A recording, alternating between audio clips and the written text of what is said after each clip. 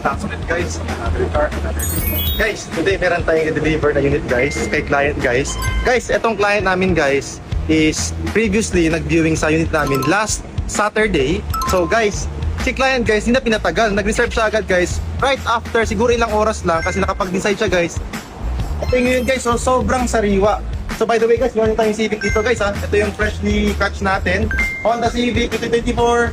Ito naman guys, si 2019. Kung nanood kayo ng previous vlog namin, guys, tara, samahan nyo ako. So guys, tara, puntahan na natin si client. Deliver natin tong Honda Civic guys. So poging-pogi oh. So yun guys, by the way, meron kasi guys nag-chat sa akin na friend ko.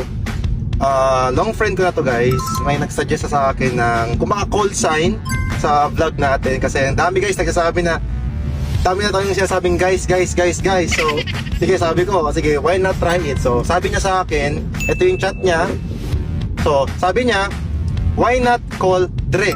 Di ba guys, Andres Garage. So, kunin na natin yung word na DRE, Dre. Tapos, yun ang tawagin ko sa inyo guys. So, ito mga Dre, ito yung ating fresh catch, something ganun. Yun ang catchphrase niya, kumbaga. Starting from now, we will use guys, tapos Dre.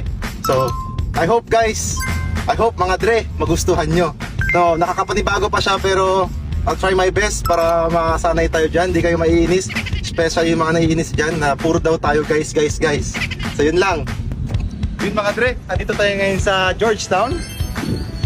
So pupuntahan natin si client para i-deliver tong ating Honda Civic RS. So eto guys, montage muna.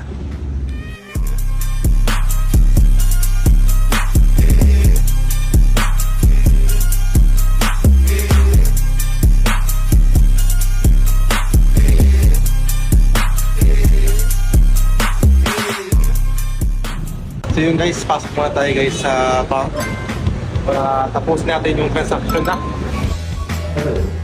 Ito na lang ako kasi 10 to 15 minutes pa doon kasi nano pa lang yun.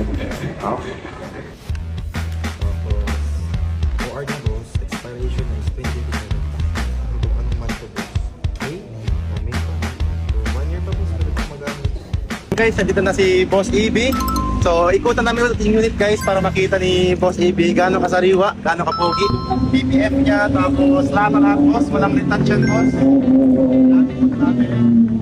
Tapos boss, of course, naka 18s na Rotamax ka na. Tapos Michelin Tire Sports yung gulong. Yan, ikutan natin. Of course boss, last time, mademo ko rin sa'yo boss yung exhaust. Again, this one is active exhaust. Yan, sa mga guys, nanood ng video before, ito siya.